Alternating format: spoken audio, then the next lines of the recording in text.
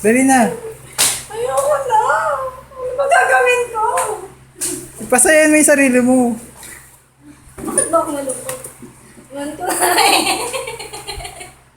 Bakit di mo makuha mo kay Lenny? Putang ina. Nakalimutan ko. Bakit ka nagsasalita mag-isa? Okay na yan. Nakalimutan ako.